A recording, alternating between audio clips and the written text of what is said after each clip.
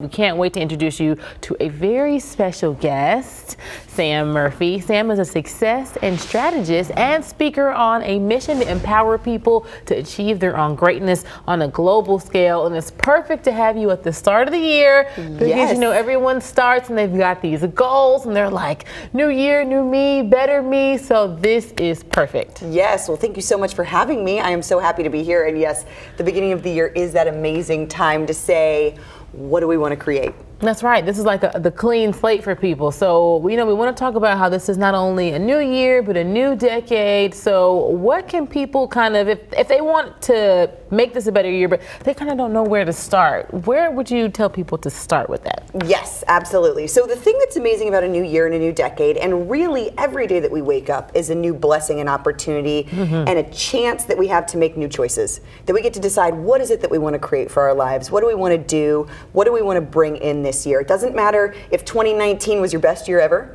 or you couldn't wait for it to end, which is probably some of both, I can relate, but really getting clear on that vision of what do we want to create and bring in 2020. A lot of times we won't take that time to sit and get intentional with what do we want to create, and not just professionally, but personally as well. What do we want finances to look like, relationships with partners, children, spouse, so sitting down and taking the time to say, what do I want to create, and how do I want to feel, and what do I want to really bring in for myself this year, and knowing that absolutely anything is possible. Yeah, and I think it's a good point that you bring up. A lot of times, at least I know I can say for myself, you focus on the career and you know how to map that out, but then you get to other parts and you're like, oh.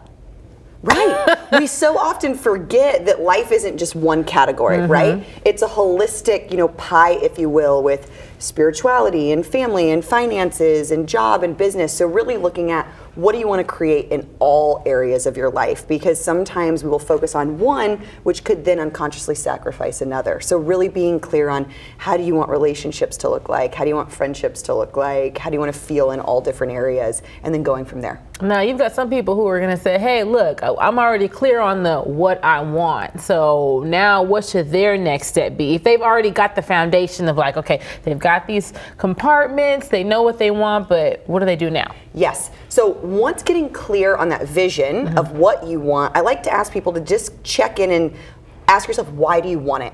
Sometimes we're operating out of this, I should do that.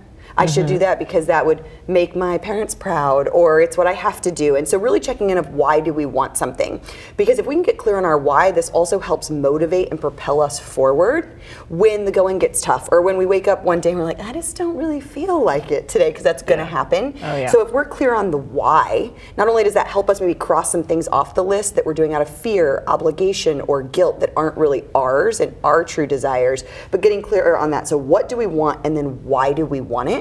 And starting to map out, okay, what would be required then? What would be those steps to start to make that happen? And that really also touches back on just being intentional. I know a lot of people are wanting to be more intentional with their time and how they spend it and the people they spend the time with. And so that all just kind of sandwiches together. Just knowing why you want to do something can help make those future steps more intentional. Yes, absolutely.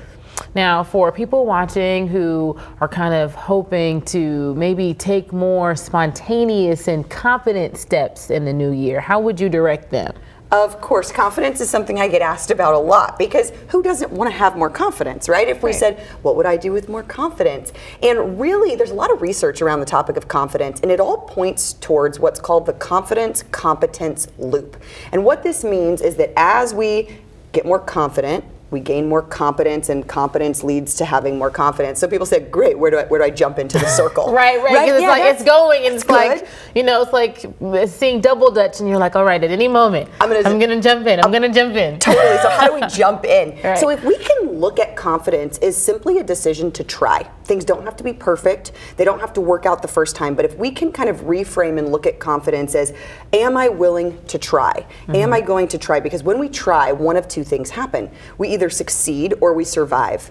But in that survival, we learn. And as we learn, we gain skill. And as we gain skill, we gain competence. So if we can start taking action, when we feel that fear rise up, which we all do and will have, that fear rise up that gives us that hesitation or that self-doubt, realizing that when fear rises up, that part's normal, but your power is in your choice of whether or not you're gonna let it stop you, or you're still going to act and go with that confidence piece of just being willing to try.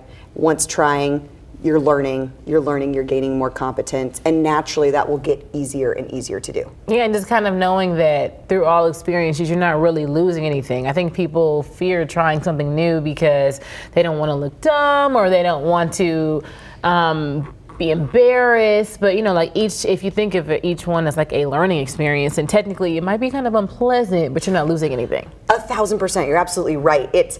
There is so much of that, oh, what are they going to think of me, or how will I look, or maybe I won't fail. And that's where that why can come back into, the why do we want it, that motivation of, if you can remind yourself, well, this is why I want it. This is what I want to provide for my family or my children, or this is what I'm doing. So you can have that why, and then also come in and realize we're going to learn.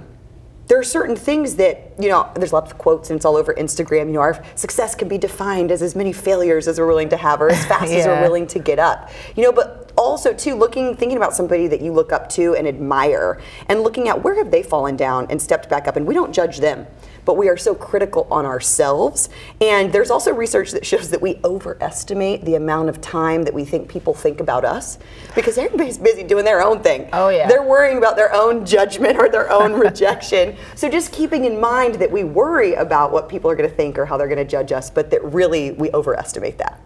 Yeah, I can agree with that. So I know we've touched on confidence, we've talked about being intentional, we've talked about purpose and the why. So I think that at least for a lot of millennials especially, there's like a picture of what success looks like, and a lot of people feel like, well, I can't be happy until I have that picture.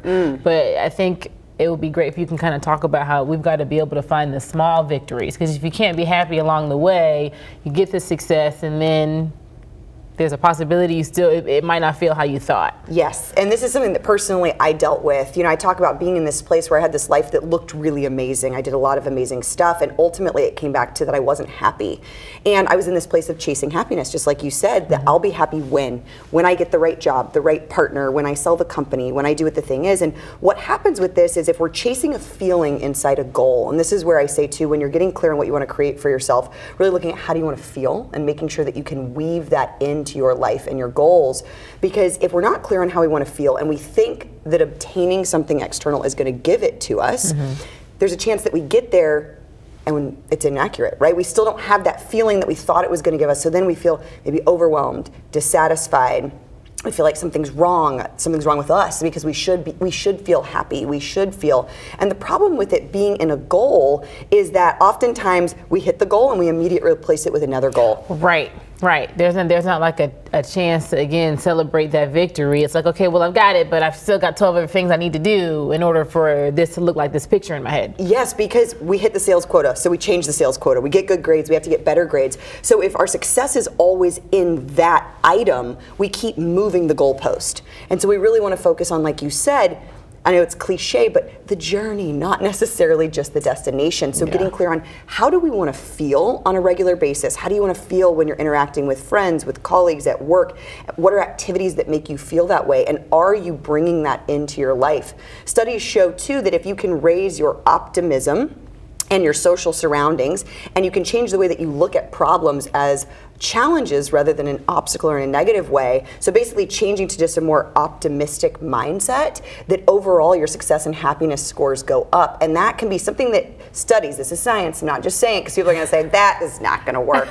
Studies show that if for 21 days we can write down 3 new things we are grateful for every day for 21 days, that we can see our happiness, and as happiness and optimism goes up, success also in the workplace and professionally goes up as well. Yeah, no, that's totally a thing, because I'm someone who has to see it, so I get it. If it's written down and you see it and it becomes a habit, but I think people tend to think that people who are optimistic are just like that, but that is a trained discipline. Like, you have to train yourself. Yes. And I understand, because I've trained myself. That's something that you have to, until it becomes natural. Yes, so, it will get easier, but like you said, that's a beautiful point. Thank you for bringing that up. Is a lot of times people think confidence, a trait or a personality trait, something that you're born with, it's a habit. It's either the habit of being willing to try or letting self-doubt stop you, which is also a habit.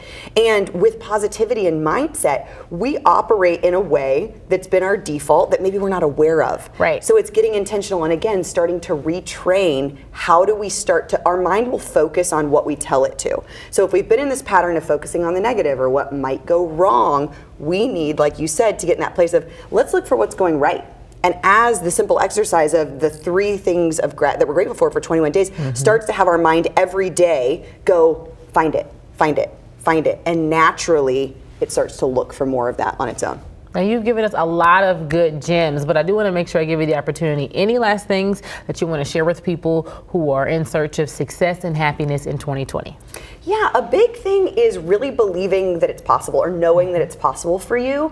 We were never born in this place of thinking we can't have it. Anyone who's ever observed children, nobody gave up on the walking thing, yeah, right? That's why you love them, because kids just try again, try again, try again. There's no embarrassment. There's no shame. They're just going after it. Yes, and unfortunately, and this is no one's intention to do this, but we learn those things along the way. We learn that something's not possible for us, or maybe we shouldn't ask for that, or being polite, from teachers or from parents or wherever we adopt and pick things up along the way. So really getting back to this place of believing what's possible, knowing that anything that you want to create, if you have a desire, it's there for a reason. It's meant for you, and that you absolutely can go out and start to do it. So just having that awareness and maybe asking yourself the question, when did you stop believing it wasn't possible for you?